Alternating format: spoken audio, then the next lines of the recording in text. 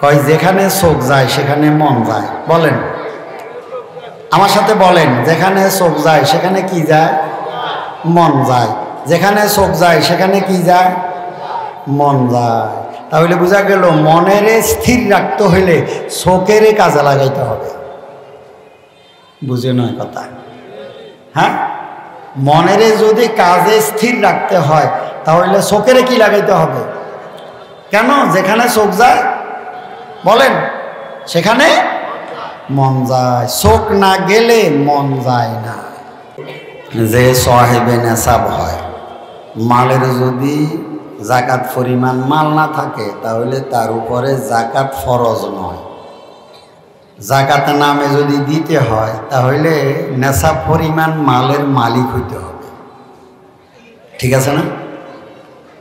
আর যদি নেশা পরিমাণ মালের মালিক না হয় তাহলে এমনি সদকা করে।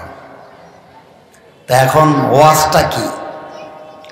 কই বলে এলেম অনুযায়ী আমলের জাকাত এটা। তাই যার এলেমের সাথে আমলের জোর নাই সে সাহেবে নেশাবে নয়, তো জাকাত দেবে কি? কথা বুঝছেননি? ওলামায়ে কেরাম বুঝছেন তো কথাটা? এই জন্য বয়ান ও লোক করবে, ওয়াজ ওই ব্যক্তি করবে যার এলেম অনুযায়ী আমল আছে। কিন্তু বয়ানটা হয় এলেমের মাধ্যমে, কিন্তু আমল যদি না থাকে তাহলে বয়ান করা ঠিক না। এতে হিতে বিপরীত হয়। কথা তো শোনা হয়, মানুষ আবার নাক তোলে।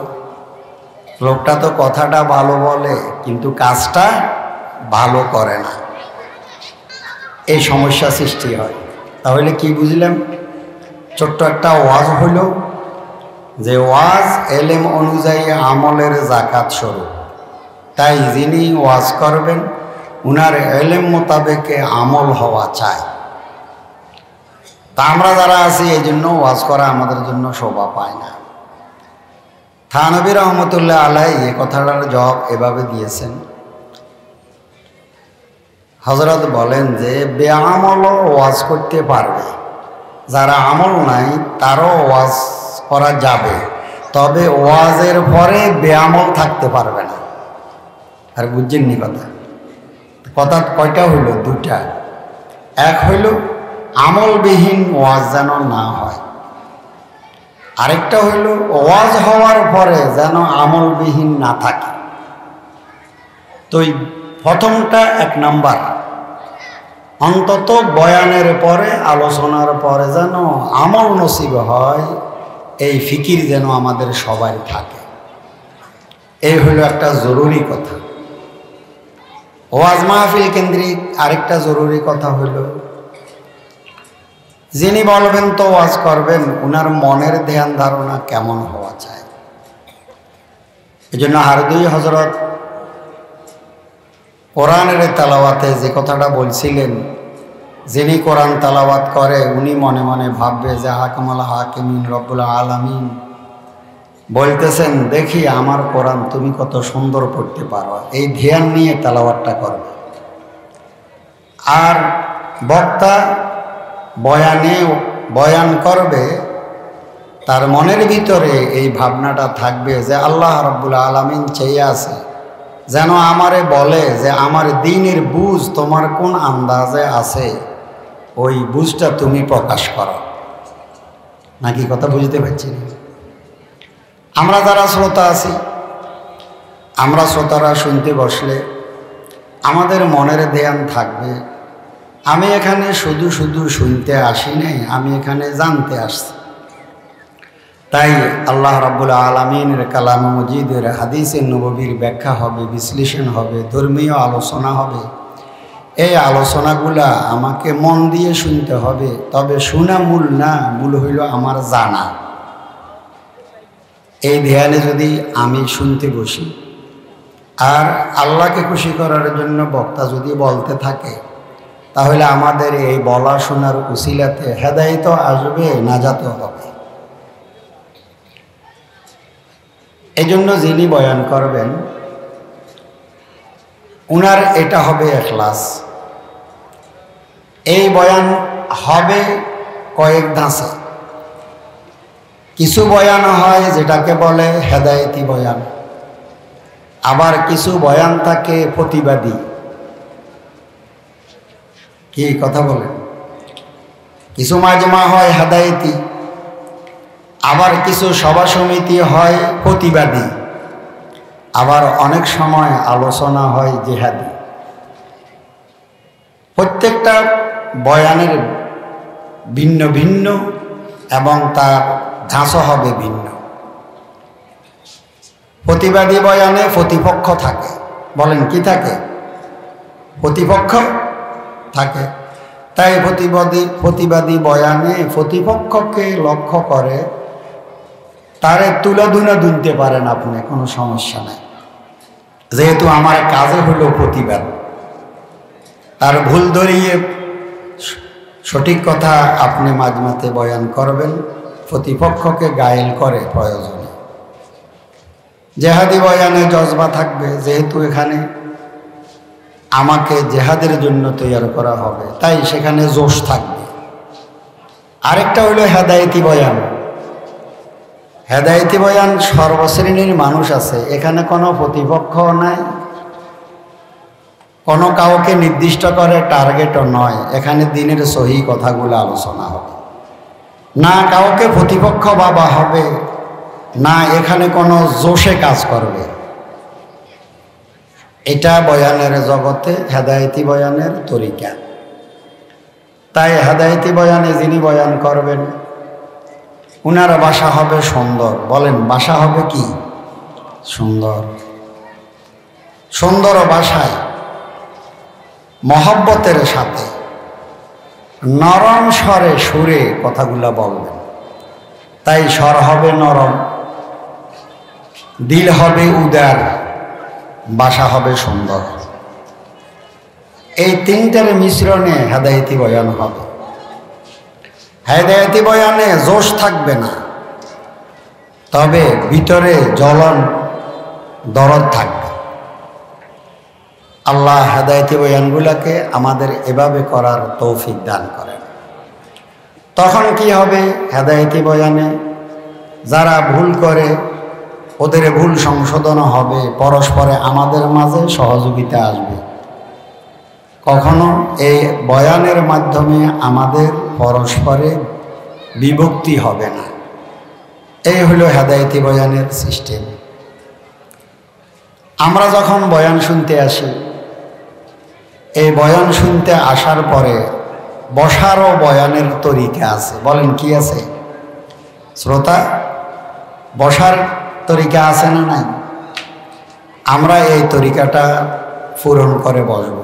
কি? দুইটা জায়গা আছে। এই দুই জায়গায় আসার আগে কেউ বলতে পারে না আমার স্থান কোথায় হবে। এক হলো মসজিদে গেলে কোনো মুসল্লি মসজিদে ঢুকার আগে সে বলতে পারে না মসজিদে আমার দাঁড়ানোর জায়গা কোথায় হবে। শুধু ইমামের জন্য নির্দিষ্ট একটা জায়গা আছে, ইমাম হয়ে ওই নির্দিষ্ট জায়গায় চলে যাবে, যদিও পরে আসে। আর মুসল্লি যারা আছে সবাই সমান। আসার আগে কারো কি চিহ্নিত কোনো মুসল্লা আছে? একটু বলেন না। নাই। তাহলে বোঝা গেল মসজিদে ঢুকার আগে আমার জায়গা কোথায়, কোথায় আমি দাঁড়াবো সফে, সেটা আমার জানা নাই। কিন্তু যখন মসজিদের দরজায় এসে দাঁড়াবে তখন মুসল্লির জানা হবে যে মসজিদে আমার আসন কোথায়। আমরা যারা আছি, আমরা মসজিদ ভিত্তিক জমাতের শরীয়তের ইসলামের এই সৌন্দর্যটাকে ফলো করি না। এখন যদি দাঁড়ায়, উনি তাকায় দেখলো উনার আগে আর মসজিদে কেউ আসে না, আমি এ প্রথম, তাহলে উনি বসবে কোথায় বলেন তো? চাই একজনে বলেন কোথায় বসবে?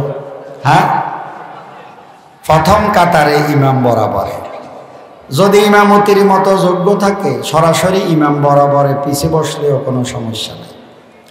আর যদি ইমামতির সাহস না থাকে তাহলে উনি ডান দিকে চেপে প্রথম কাতারে বসে যাবে। দ্বিতীয় জন যদি আসে তাহলে উনি বামে বসবে ইমাম বরাবর। তৃতীয় জন যদি আসে ডান দিকে, উনি উনার পরে বসবে। তাহলে এখন বলেন তো, মসজিদে ঢুকার আগে কোথায় বসবে মুসল্লি তার আসন জানা ছিল না, কিন্তু মসজিদের দরজায় আসার পরে উনি কোথায় বসবে উনার আসন কি চিহ্নিত আছে কি নাই? বলেন, আছে। কিন্তু দুর্ভাগ্য, আমরা যারা মসজিদে যাই, আমরা ইসলামের এই সৌন্দর্যটুকুকে বাস্তবায়ন করে বিজাতির সামনে তুলে ধরতে পারি না। আমরা যদি এসে সব বন্দি করি, প্রথম সব পুরা হয়ে যাবে, দ্বিতীয় সব আবার ইমাম বরাবর পিছন থেকে ডাইনে বামে পুরা হবে, তৃতীয় সব, চতুর্থ সব, পঞ্চম সব, এভাবে মুসল্লি ঢুকতে থাকবে। আর শৃঙ্খলায় যার আসন যেখানে, উনি ওখানে যদি বসে যায়, তাহলে এই মসজিদের এই বসার দৃশ্যটা খুব সুন্দর হবে না? যে মুসলিম যে শৃঙ্খলা করে চলতে পারে, এই শৃঙ্খলাটা আমরা মসজিদে দেখাইতে পারি। এই জন্য ইসলামী শরীয়তে মসজিদে কোনো মুসল্লির নির্দিষ্ট আসন রাখেনি। যদি প্রেসিডেন্টও হয়, প্রধানমন্ত্রীও হয়, ক্ষমতার বলে পদ পদবিতে উনি মসজিদে যাওয়ার পরে মুসল্লি হিসাবে নির্দিষ্ট কোনো আসন বরাদ্দ করে রাখতে পারবে না, এই অধিকার উনাকে ইসলাম দেয়নি। তো একটা ওয়াজ করলাম, আমরা যদি মসজিদে যাই তাহলে মসজিদে এভাবে সব বন্দী হয়ে সুন্দর করে বসে, কিন্তু এই বসা হয় না। বলেন, হয়নি? এলোমেলো, বিক্ষিপ্ত। তাই সেখানে যেরকম মসজিদে যাওয়ার পরে আমরা শৃঙ্খলাবদ্ধ নয়, বিক্ষিপ্তভাবে আমরা থাকি, দিন দিন সারা বিশ্বের মুসলমান যারা এক তাওহীদের দাবিদার হয়েও বিভিন্নভাবে বিভক্ত হয়ে গেছে। এই জন্য ইসলামে আমরা যে সংঘবদ্ধ, আমাদের সব এক একটা প্রাচীর, আমাদের এই সবগুলাকে সুন্দর করে শৃঙ্খলাতে বসার আমরা চেষ্টা করব। এজন্য হাদিসে আছে, সব যদি বাঁকা হয়, এলোমেলো করে, হাদিসে আছে আল্লাহ তার দিলটাকে কি করে দে, বাঁকা করে দে। এই একটা কথা বললাম। আরেকটা জায়গা আছে যেখানে যাওয়ার আগে উনি বলতে পারে না আমার বসার স্থান কোথায় হবে, সেটা হইল এই মাহফিলে। বলেন কি? মাহফিলে, ওয়াজ মাহফিলে আসার আগে কেউ বলতে পারে না যে আমার বসার স্থান কোথায় হবে। আরে কথা বুঝছেন নি রে ভাই? আমাদের দেশে স্টেজে কিছু স্থান থাকে, চেয়ার দেওয়া থাকে, থাকে না ভাই? আসলে এটা কিন্তু সিস্টেম নয়। এটা কি নয়? সিস্টেম নয়। কেন? যিনি বলবে উনি বলবে, আর যারা শ্রোতা হয়ে আসবে ওরা উনাকে দেখবে। এই জন্য পিছনের সারিতে যে চেয়ারগুলো দেওয়া হয়, এতে উনাকে সম্মানিত করা হয় আমাদের দৃষ্টিকোণে, কিন্তু ইসলামের দৃষ্টিকোণে এই দৃশ্য সুন্দর নয়, এটা দৃষ্টিকটু। আর কথাটাকে আমি বুঝতে পারছি। এখন আসলে আপনি বসবেন কিভাবে? ইসলামের আরেকটা সৌন্দর্য, মাহফিলে যখন আসবে, যিনি আসবে উনি বক্তা বরাবর সামনে বসবে, আবার যিনি আসবে উনি উনার ডাইনে বামে বসবে, হলকা হয়ে বসবে, গায়ে গায়ে লেগে বসবে, যেন পিছনের জায়গা খালি থাকে, পরবর্তীতে মানুষ আসলে উনারা বসতে পারে। এজন্য মাহফিলে বসার নিয়ম হইল দুইজনের মাঝখানে আরেকজন বসতে পারে মতো জায়গা খালি থাকবে না। আরে ভাই কথা বুঝতে পারছি না? হ্যাঁ, আজকে আপনারা একটু তাকাই দেখেন তো, আমাদের মাঝমাতে দুইজনের মাঝখানে তৃতীয় আরেকজন বসতে পারে এরকম খালি জায়গা আসেনি? আরে ভাই আসেনি? যদি থাকে তাহলে ওই খালি জায়গায় শয়তান আছে, আপনি গেলে কিন্তু শয়তান সরে যাবে, আর তা না হলে আপনাদের সামনে শয়তান বসে থাকবে। আমি হাদিসের মর্মটাই আপনাদেরকে বলছি, একটু খালি জায়গাটা পূরণ করে বসেন তো, দেখতে কত সুন্দর লাগে। আরে ভাই আপনি আগে আসেন না ভাই, হ্যাঁ আগান আগান, খালি জায়গা পূরণ করেন, পিছনে জায়গা খালি রাখেন, সামনের জায়গা পূরণ করেন, কারো সামনে যেন একজন বসতে পারে মতো খালি জায়গা না থাকে। আপনারা কেন পিছে বসে আছেন ভাই? কথা বলেন।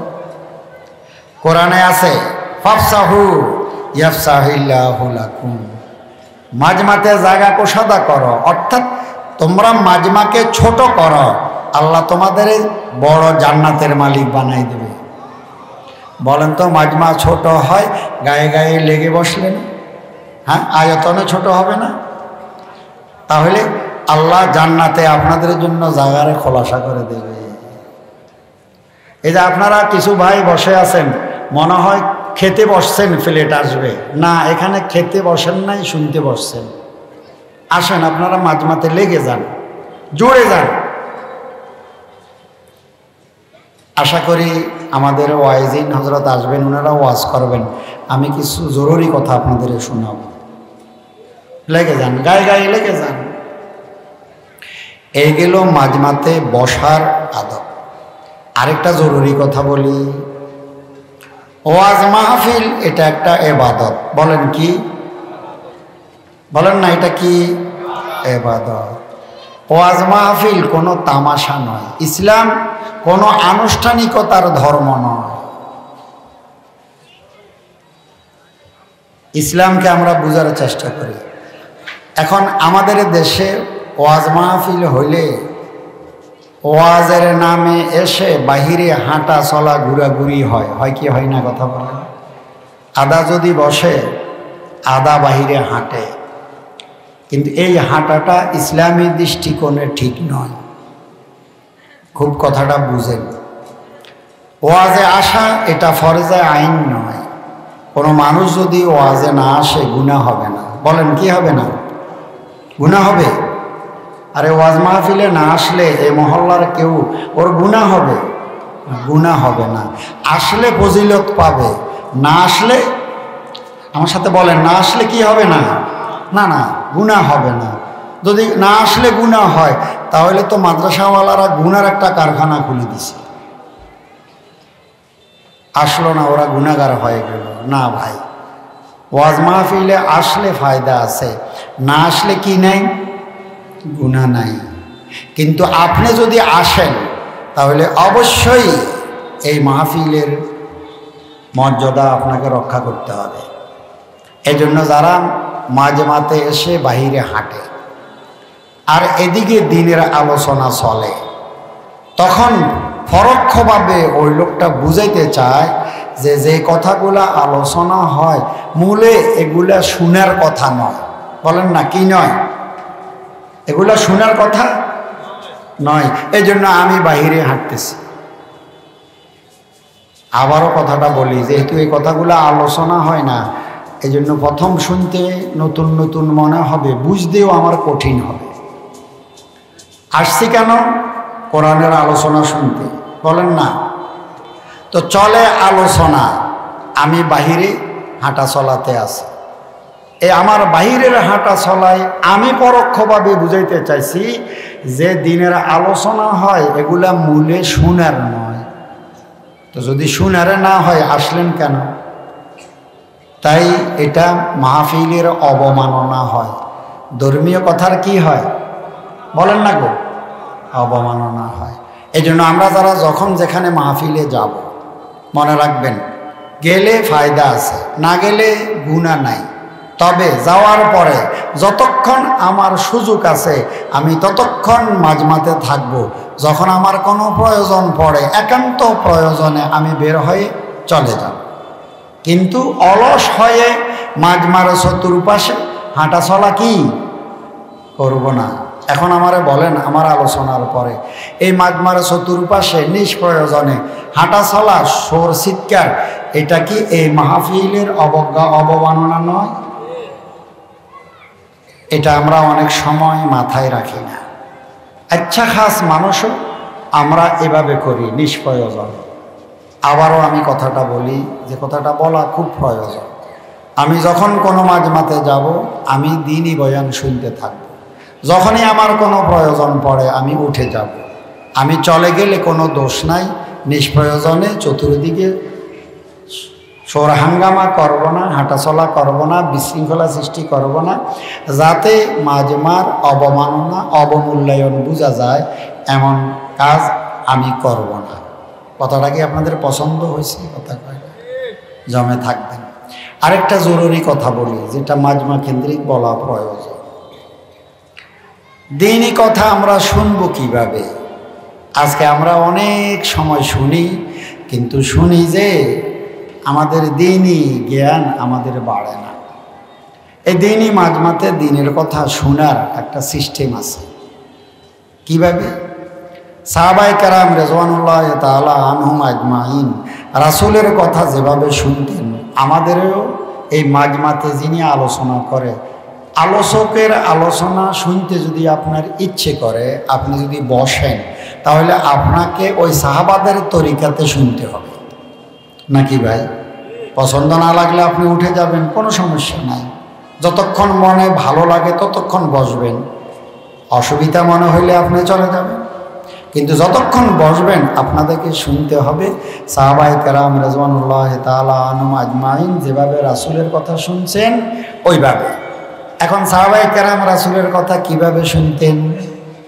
বলে মাজমাতে সাহাবায়ে কেরাম যখন বসতেন, তারা এমনভাবে রাসূলের দিকে তাকিয়ে থাকতেন, দেহ মন শিথিল করে, যেন মরা গাছের গোড়ার উপরে ফাঁকি বসলে ফাঁকি যেমন বাধ্য যে নির্জীব প্রাণ, সাহাবায়ে কেরামের মাথায় যদি ফাঁকি বসতো তাহলে ফাঁকি বুঝতো যে এটা কোনো জীবন্ত মানুষ নয়, এটা মরা গাছের গোড়া।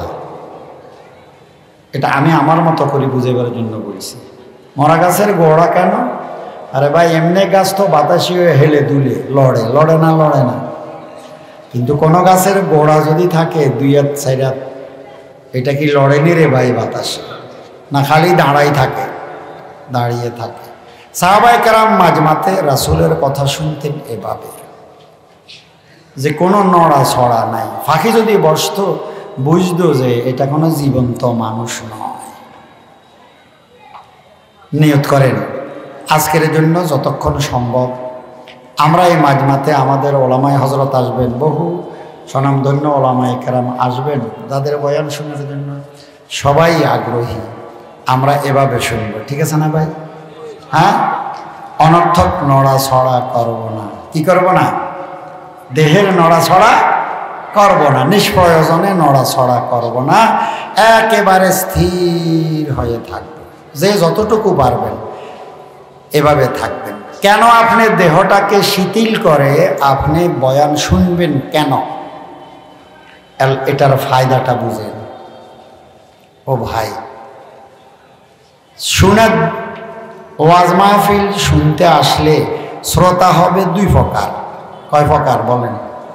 থানবী রহমতুল্লাহ আলাইহি লিখছেন, এক শ্রোতা হইল তলেবে লজ্জত। তলেবে লজ্জত মানে এরা মজার জন্য শুনে। বলেন কিসের জন্য? কিসের জন্য? মজার জন্য শুনে। তো এদের জন্য বক্তার প্রয়োজন হয় পেশাদার। তখন যদি স্বরের সাথে সুরের তালে সুর দিয়ে কথা বলে তো এই লোকের কাছে খুব মজা লাগে। বলেন কি লাগে? কেন? সুরের কথা শ্রুতি মধুর। আমার সাথে বলেন, সুরের কথা শ্রুতি মধুর, শুনতে ভালো লাগে, কিন্তু শুনার ভিতরে কোনো জ্ঞান থাকে না।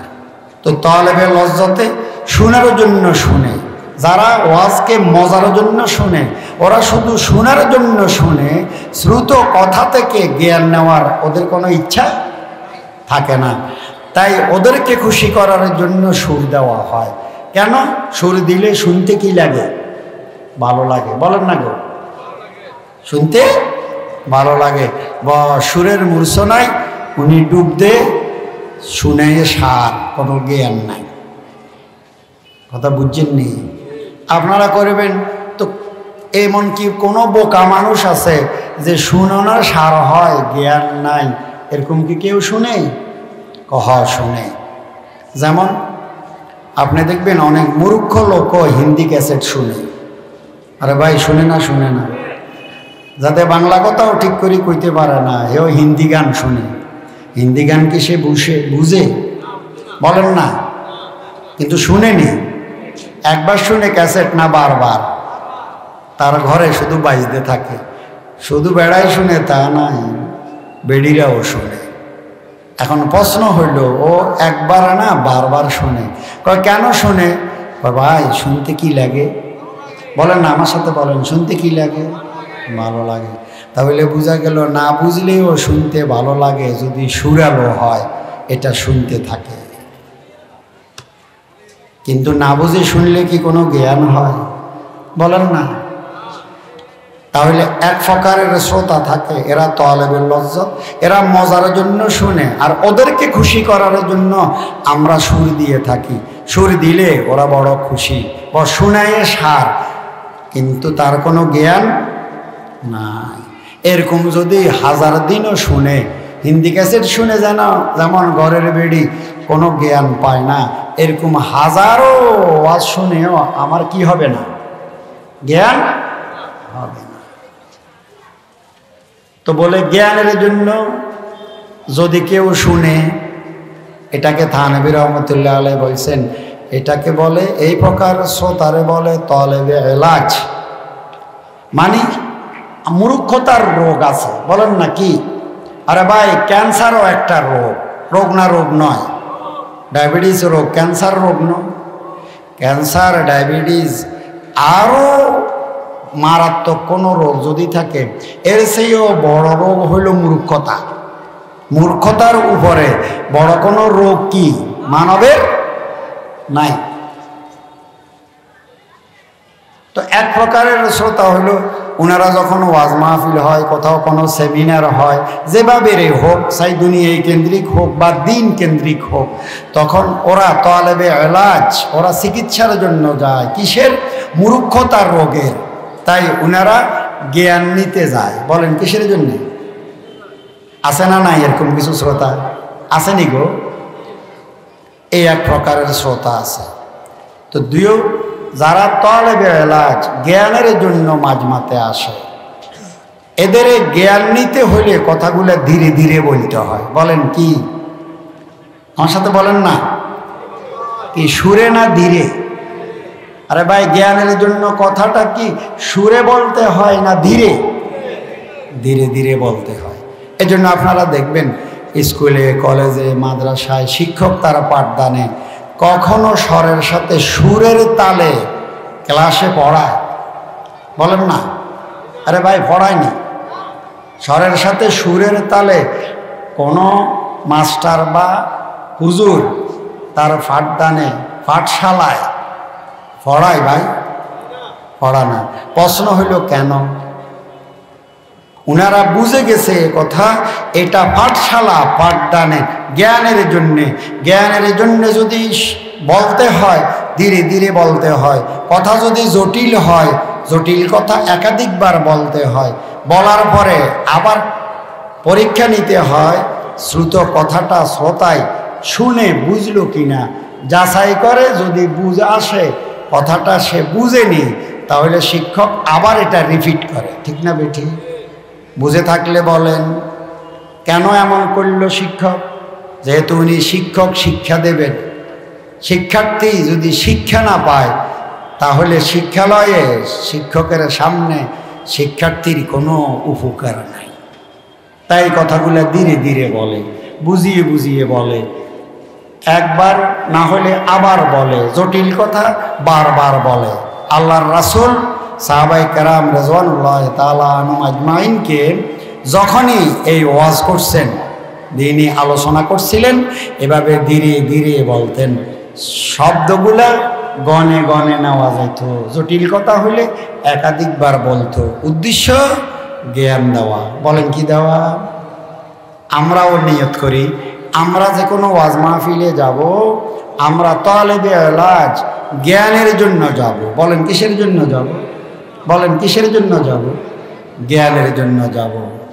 আমার মূর্খতা যে হালাত দূর হবে, এই ধর্মীয় ওয়াজ মাহফিল থেকে দিনের আমি কিছু জ্ঞান পাব। এই জ্ঞানের প্রত্যাশী হয়ে আমরা যদি মাজমাতে চলে আসি, তাহলে এই ওয়াজ মাহফিল ধর্মীয় আমাদেরকে অনেক জ্ঞান দিতে পারবে। ঠিক না বেটি? তখন মাজমার ধরনটাও কিন্তু পাল্টে যাবে। আল্লাহ আমাদিগকে জ্ঞানের জন্য শোনার তৌফিক দান করেন। আপনাদের কথাটা কি আমি বুঝাইতে পারছি আপনাদের? আসেন, আমরা মাজমাতে যখন বসবো, এখন বসার পরে এখানে দুইটা কাম। জ্ঞান আসে মানুষের দুইভাবে। জ্ঞান আসে মানুষের দুইটা হাতিয়ারের মাধ্যমে। কয় হাতিয়ার? আমি আর আপনি জ্ঞান পাবো। জ্ঞান নেওয়ার হাতিয়ার কয়টি? বলেন না, আমি তো বলছি কয়টি? দুইটি। এই দুইটি কি কি? এই দুইটার সমন্বয় হলে আমার জ্ঞান হবে। আল্লাহ বলেন, ওয়াল্লাহু আখরাজাকুম মিন বুতুনি উম্মাহাতিকুম লা তা'লামুনা শাইআ ওয়া জাআলা লাকুমুস সামআ ওয়াল আবসারা ওয়াল আফইদা। মাঝমাতে যখন বসবেন, এখন জ্ঞান নিতে হইলে চোখ কানের ব্যবহার ঠিক থাকতে হবে। এখন চোখ কানের ব্যবহারটা কি? আমার সাথে বলবেন, ওয়াজ মাহফিল কাকে বলে? বক্তা শ্রোতাকে দেখবে। বলেন, শ্রোতা বক্তাকে দেখবে। এই হইল দেখা দেখি। কি হইল? হ্যাঁ, দেখা দেখি না? তাই আপনাদের দায়িত্ব হইল চোখের ব্যবহার। এই ওয়াজ থেকে জ্ঞান নিতে হইলে এই চোখ শুধু বক্তাকে দেখবে, আর অন্য কিছু নয়, শুধু বক্তাকে দেখবে। এই হইল চোখের ব্যবহার, এই দেখা দেখি। তারপরে দেখা দেখি, তারপরে হইল বলা শোনা। বলেন কি?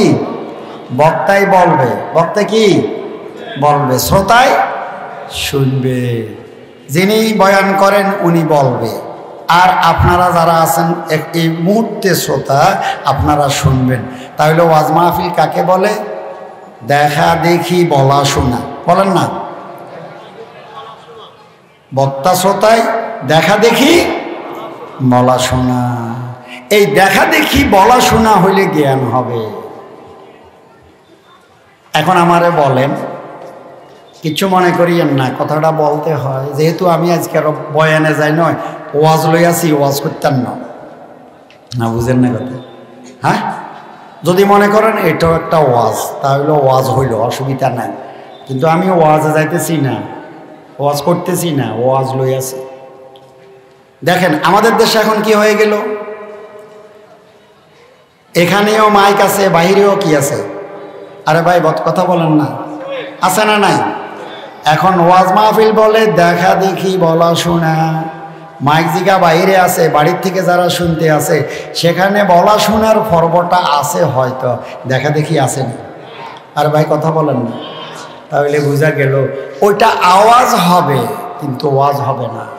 ওয়াজ হবে এখানে দেখা দেখি বলা শোনাতে। এই জন্য বাহিরে যারাই যা শুনছে কিন্তু কে বলে তারে দেখছে না, সুতরাং তার শোনাতে মন থাকবে না। আমি একটু পরে বুঝাবো। ওখানে কানের কাম আছে কিন্তু চোখের কাজ নাই। বলেন কি নাই? বলেন না, কানের কাজ আছে না নাই? কেন? হরন তো দেওয়া আছে, তাই কানের কাজ চলমান কিন্তু চোখের কাজ বন্ধ। এখন বলেন, জ্ঞান আসে ধারণ করে মনে, মন ছাড়া জ্ঞান পায় না। এখন আল্লাহর নিজামটা কি দেখেন, কয় মন ছাড়া জ্ঞান হয় না। এই জন্য আমাদের দেশে আপনারা নাতি বাতিজারে লই আপনারা বেকায়দায় আমাদের কাছে অনেকেই দোয়ার জন্য আসে, হুজুর এখানে দোয়া করেন, আর নাতির মনোযোগ নাই। কোন না কি নেই? এই সমস্যা আছে না নাই? এক ঘরে না সব ঘরে? আগের তুলনায় কমছে না বাড়ছে? বাড়ছে, মাশাআল্লাহ। তাহলে আপনারা আমার এই কথাটা বুঝবেন খুব মন থেকে। যদি মনে করেন এটাও একটা ওয়াজ, তাহলে এটারে আপনারা গ্রহণ করে আবার প্রচার করেন।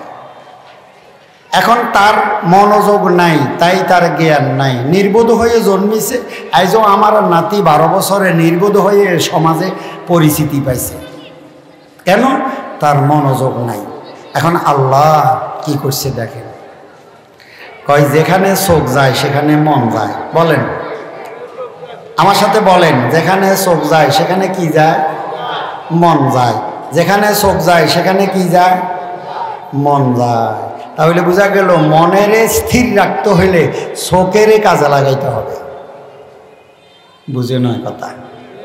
হ্যাঁ, মনের যদি কাজে স্থির রাখতে হয় তাহলে চোখের কি লাগাইতে হবে?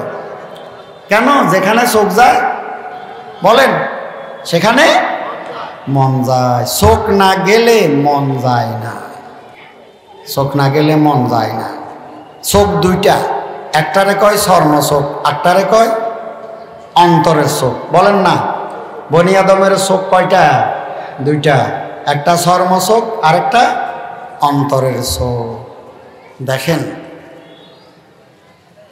স্বর্ণ চোখে ছবি লয়, কোন স্বর্ণ চোখে কি লয়?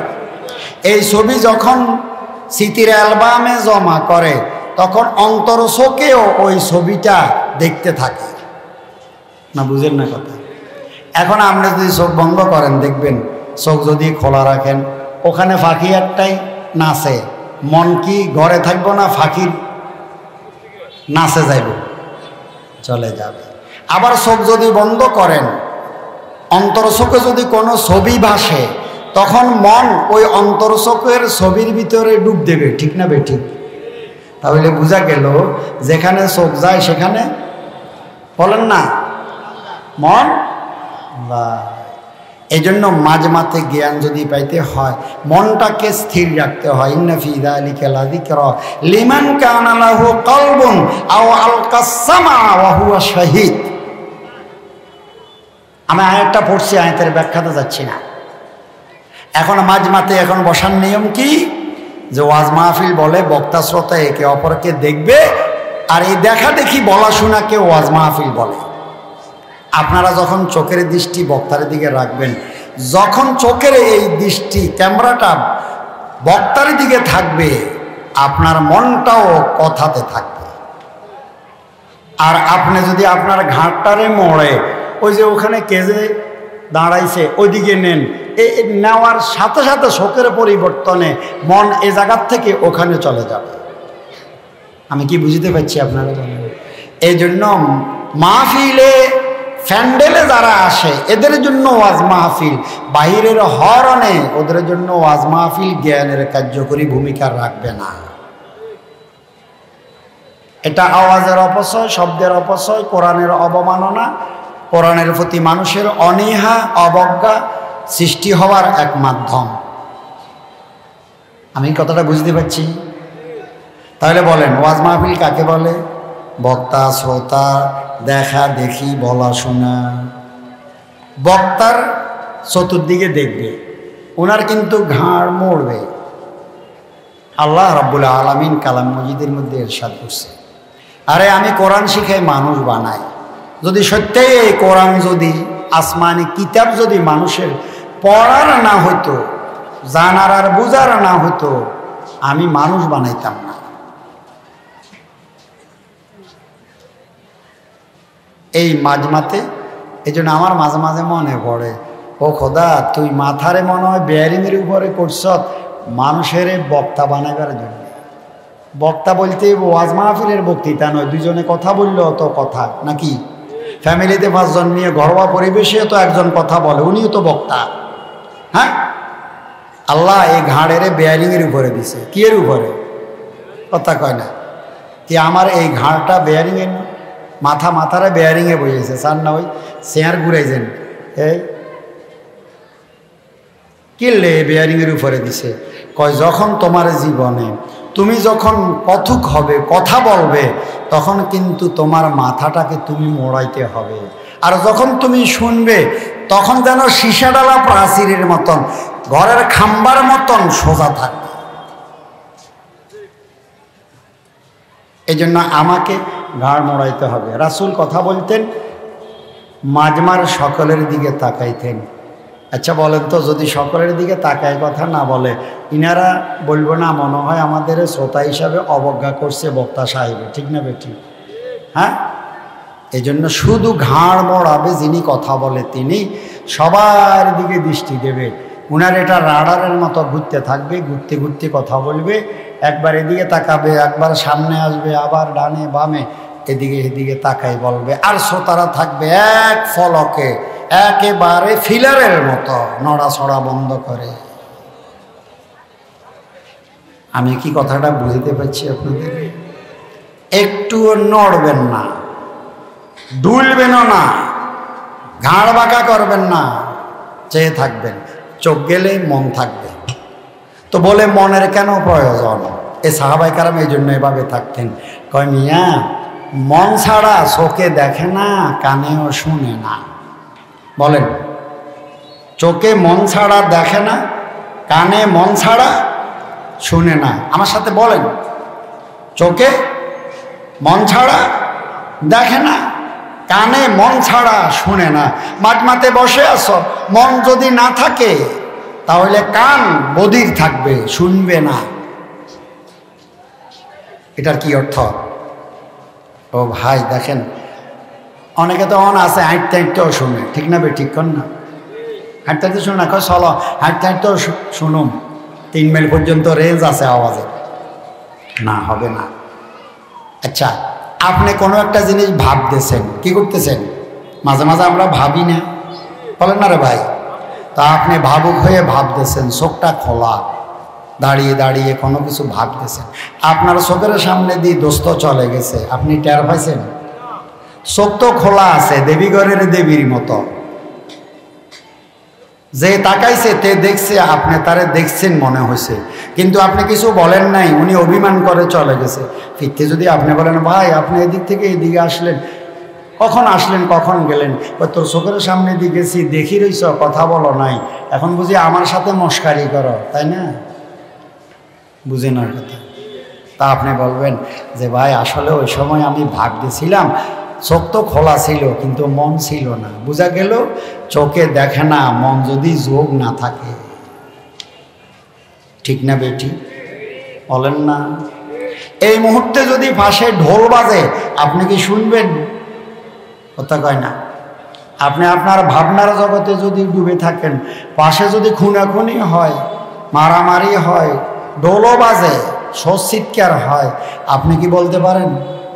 আপনি চমকে উঠে বলেন, আরে হইল কি, হইল কি, কি হইল, এত হইসই, বুঝি আপনার খবর নাই। কাহারে পাশে আসিলাম, কিন্তু আমার মনে কি ছিল? ভাবনা ছিল, মন ছিল না কানের সাথে, তাই কানে কোনো রুই ছিল না, তুলা ছিল না, খোলা ছিল, ছিদ্র ছিল, কিন্তু আওয়াজ শুনে নাই। কিসের অভাবে? মনের যোগের অভাবে। বলেন না? তাহলে কি আমি কথাটা বুঝতে পারছি? চোখে দেখে না, কানে শুনে না, যদি চোখের সাথে মনের যোগ না থাকে, কানের সাথে মনের যোগ না থাকে, এজন্য মাঝমাতে বসলে আমার চোখ থাকবে বক্তার দিকে। চোখ যেখানে যায় মন সেখানে যায়। মন যখন বক্তার মধ্যে থাকে, তখন বক্তার কথাটাও ওই মনোযোগের কারণে কানে হয়ে মনে বসে যাবে। অনেক সময় নিছি একটা কথা বোঝানোর জন্য। তাই দোয়া করেন, মাঝমাতে আসলে গায়ে গায়ে লেগে একেবারে স্থির হয়ে নড়াছড়া ব্যতীত যেন শোনার আল্লাহ আমাদের তৌফিক দান করে। যতক্ষণ শুনবো তো আগ্রহ করে শুনবো, ধৈর্য সহকারে শুনবো। যখন আমার অধৈর্য লাগে, প্রয়োজন পড়ে, তখন আমি চলে যাব। তবে চলে যাওয়ার পরে অনর্থক মাগমার চতুর্পাশে ঘুরপাক করব না। এটা কোনো তামাশা গান না, এটা ইবাদত মঞ্চ, এটা অনুচিত। দেখেন, এই দিনই কথাগুলো আমাদের এভাবে শুনতে হয়। বলে হুজুর লড়লে কি হয়? কারণ হলো দেহ যদি লড়ে তাহলে মন লড়ে। বলেন, দেহ লড়লে চোখ লড়ে, না? আরো দেহ লড়লে কি লড়ে? চোখ যদি লড়ে তাহলে মনও কি নড়ে যায়। মন যদি নড়ে যায় তাহলে আর দেখাশোনা হয় না। এজন্য শুনতে গেলে লড়াছড়া নাই। দেখেন এটা কত গুরুত্বপূর্ণ, আশা করি আপনারাও বুঝবেন, ওলামায়ে হযরত অবশ্যই বুঝে।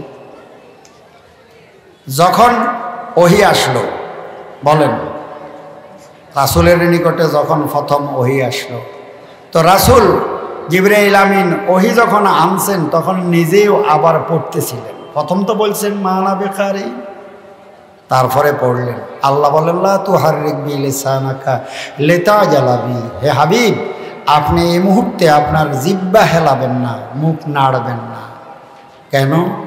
কয় এখানে শোনার মাসালা, জিবরাইল আমিন আসছে আপনাকে ওহী শোনাবে, নাকি? কাম হলো শোনার, পড়ার নয়। পড়তে জিহ্বা, হোর জিহ্বা নড়ে, শুনতে হোঁট জিহ্বার কোনো কাজ? বলেন না রে ভাই, শুনতে কি হোঁট জিহ্বার কোনো কাজ আছে? তাই এই মুহূর্তে শুনা কাম। এই জন্য কোরআনে বলছে ফাস্তামিউ, শোনার সময় শোনো। এটা পড়া নয়, হোঁট জিহ্বাও নড়া নাই। তো যেখানে হোঁট জিহ্বা নড়া নিষেধ, সেখানে আপনার পুরা দেহ নড়লে কি কোনো কাম হবে? আল্লাহ আমাদিগকে এভাবে স্থির হয়ে ওয়াজ মাহফিলগুলো শোনার তৌফিক দান করে। তো কি বললাম, শ্রোতা কয় প্রকার রে ভাই? দুই প্রকার। এক হইল তালেবে লজ্জত, আরেক হইল তালেবে এলাজ। কেউ আসে শোনার জন্যে, তাদেরকে খুশি করার জন্য আমাদের সুর দেওয়া লাগে। সুরকে আমি খারাপ বলবো না, যেহেতু এটা না দিলে ওরা আসবে না। আবার কেউ আসে জ্ঞানের জন্যে, ওদের জন্য ধীরে ধীরে বলতে হবে, বুঝিয়ে বুঝিয়ে বলতে হবে। তাহলে আমরা বাসনা রাখবো, আমরা জ্ঞানের জন্য আসছি। আমরা মনে মনে দোয়া করব যে আল্লাহ যেখানে যাই, আল্লাহ বক্তার মুখ থেকে এমন কিছু কথা বের করো, ধীরে ধীরে উনি যেন কথাগুলো আমাদের বুঝিয়ে বলে, আমরা যেন দিনের জ্ঞান পাইতে পারি। ঠিক না ভাই? বলেন না রে ভাই? আচ্ছা, ওয়াজ মাহফিলের নিয়ম কি?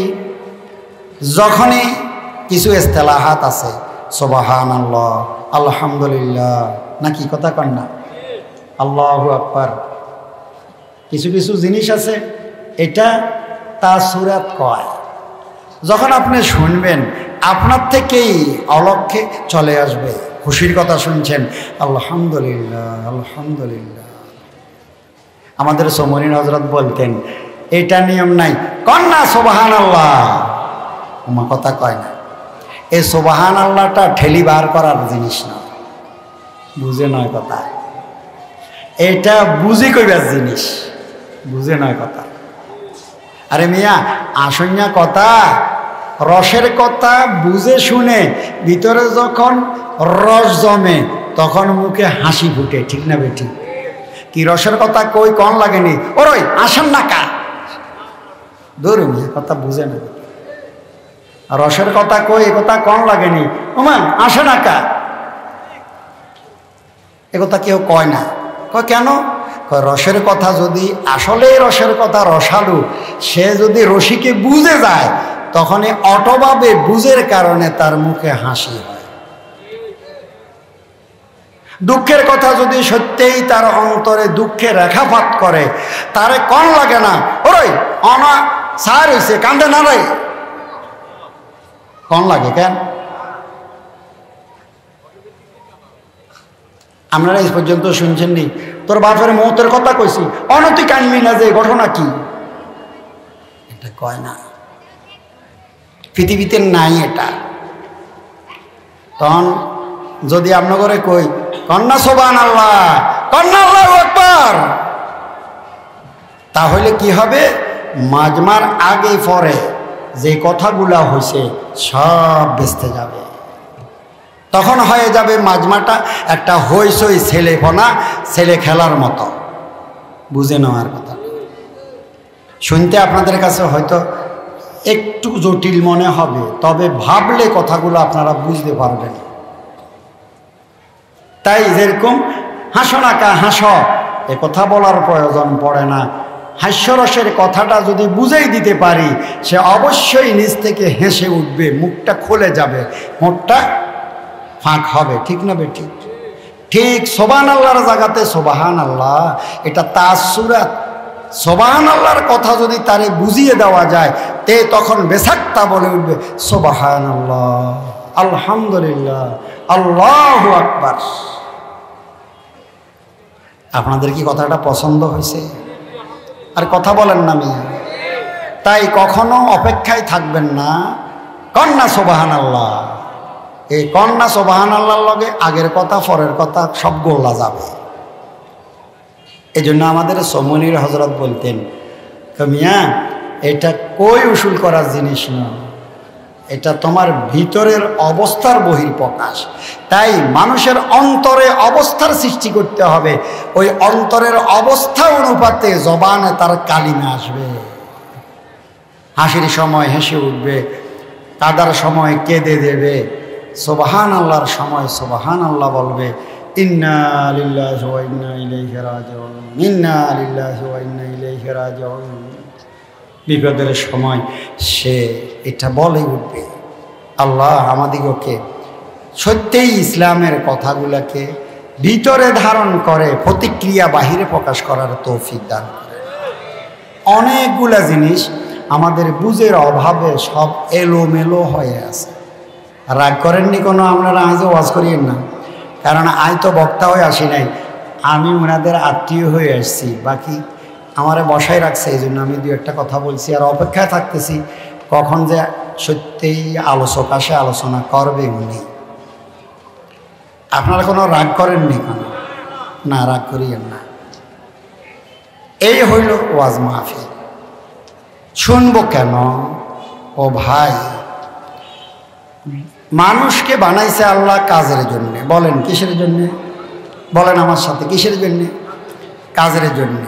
কিসের জন্য বানাইছে? কাজের জন্য। আমা খালাকতুল জিন্না ওয়াল ইনসা ইল্লা লিয়াবুদুন। ধর্মীয় কাজ যেমন, জাগতিক কাজও তেমন। মানুষকে বানানো হয়েছে কাজের জন্য। এই জন্য একটি মাত্র প্রাণী যেটা রুটিনে কাম করে শুধু মানুষ। সুন্দরবনের বাঘ কি রুটিনের কোনো কাম আছে? হাতের সারাদিন ক্ষণ আছে না কাম আছে? কাম নাই, খাওয়া আছে। আমাদের কাজ আছে। তো কাজের জন্য জ্ঞান লাগে। বলেন কি লাগে? বানাইছে কিসের জন্যে? আমার সাথে একটু বলেন না, বানাইছে কিসের জন্যে? কাজের জন্য।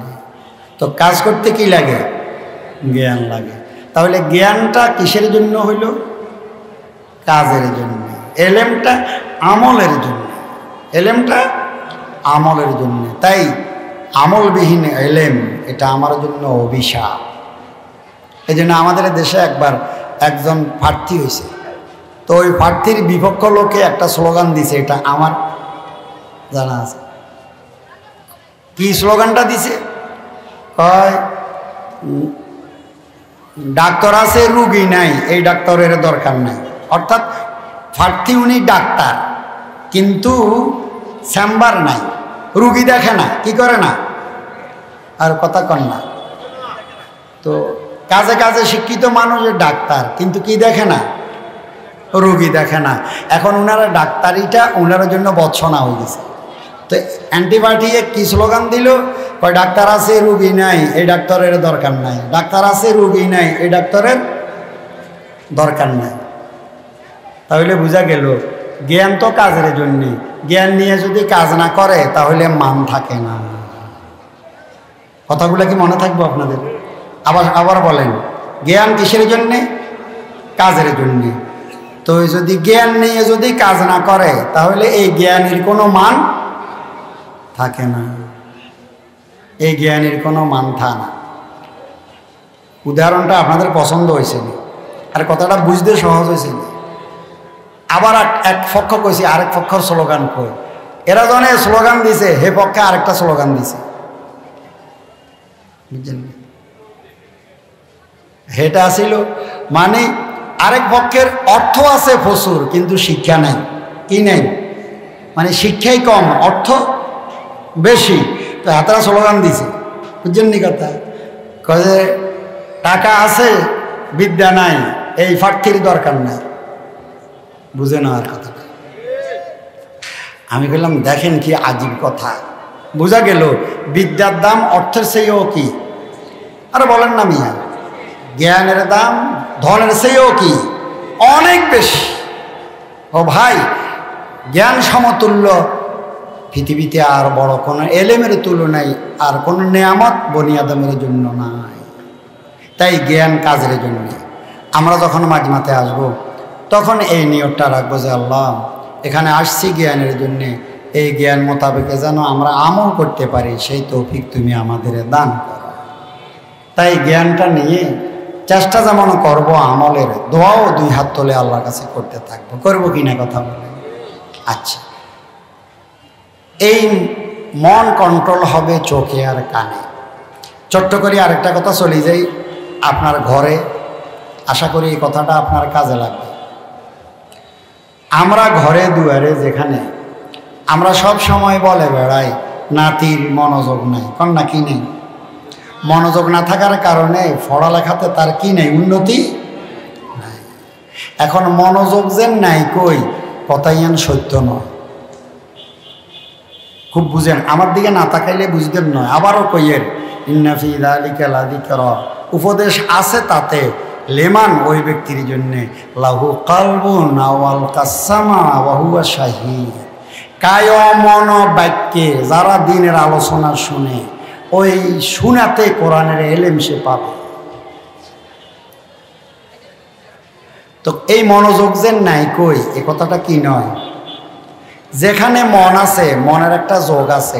মন হইল যতক্ষণ ব্যক্তি জাগন থাকে ততক্ষণ তার মন কোনো না কোনোভাবে কোনো কিছুর সাথে সংযোগ রাখে। আপনি ঘুমান, আপনি যতক্ষণ জাগন থাকেন ততক্ষণ আপনার মন কখনো ঘুমায় না, সে ক্লান্ত হয় না, বিরক্ত হয় না, সারাক্ষণ সজাগ। এমনকি মাঝে মাঝে আপনি ঘুমাই গেলেও আপনার মনে কাজ করে, আপনি স্বপ্নে দেখেন, ঠিক না ঠিক কন? তাহলে বোঝা গেল আপনি জাগন থাকলে আপনার মন যেমন সজাগ আছে, অনেক সময় ঘুমাই গেলেও মন কিন্তু সজাগ। লাগে যেন বাঘে দৌড়ায়, হাতে হামাগুড়ি খায়, খাদে হড়ে, লাগে যেন মরিব ভাব লাগে, স্বপ্নেও দেখে। মন সব সময় যোগে থাকে, মনের যোগ নাই, এ কথাটা কি নয়, ঠিক? খুব বুঝেন, নাতি পথ পাবে। এখন আসেন, মন যে যোগ হয়, মন যোগ ছাড়া কখনো বিয়োগ হয়ে থাকে না, বাকি সব সময় যোগে থাকে। তার পড়ালেখাতে হয়তো মনের যোগ নাই, কিন্তু তার মনের যোগ তখন কিন্তু খেলাতে আসে না। নাই আপনি বলেন বাবা পড়ার টেবিলে বসো, তোমাকে পড়তে হবে, সে বসে থাকে, মন নাই।